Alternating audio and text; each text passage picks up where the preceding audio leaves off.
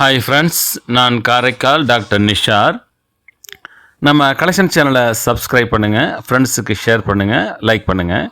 இன்றைக்கி நம்ம பார்க்குறது வசீர் முகமது ஹக்லா பூஞ்சி அவருடைய முழு உருவம் பதித்த இந்த அஞ்சல் துறை நமது இந்திய அஞ்சல் துறை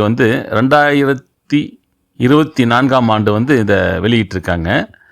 அது மட்டும் இல்லாமல் ஃபஸ்ட் டே கவரும் சேர்த்து இந்த அஞ்சல் துறையுடன் வெளியிட்டிருக்காங்க. இவங்களை பற்றி சொல்லணுன்னாக்கா, ஜம்முவில் உள்ள குஜார் பக்கர்வால் சமூகத்திற்காக அர்ப்பணிப்புடன் வாதிட்ட வசீர் முகமது ஹக்லா பூஞ்சி அவர்கள் மார்ச் 14ஆம் தேதி 1915ஆம் வருடம் பிறந்திருக்காங்க. மேலும் ஜம்மு காஷ்மீரில் உள்ள ஒரு முக்கிய குஜார் தலைவர், அறிஞர் மற்றும் எழுத்தாளர் ஆவார். அவர் சமூக நல்லிணக்கத்திற்காகவும் சமூகத்தின் தாழ்த்தப்பட்ட பிரிவுகளின் மேம்பாட்டிற்காகவும் பாடுபட்டிருக்கார்.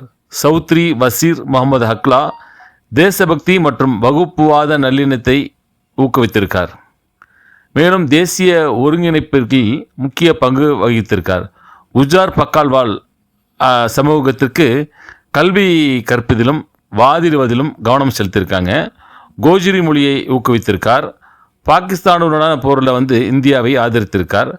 ஜனவரி 7, 1973ஆம் ஆண்டு அன்று புது டெல்லியில் நடந்த அகில இந்திய குஜார் சம்மேளனத்தில் சௌத்ரி வசீர் முகமது ஹக்லா வசீருல் கௌம் என்ற பட்டம் அவர்களுக்கு வழங்கப்பட்டு கௌரவிக்கப்பட்டிருக்குது.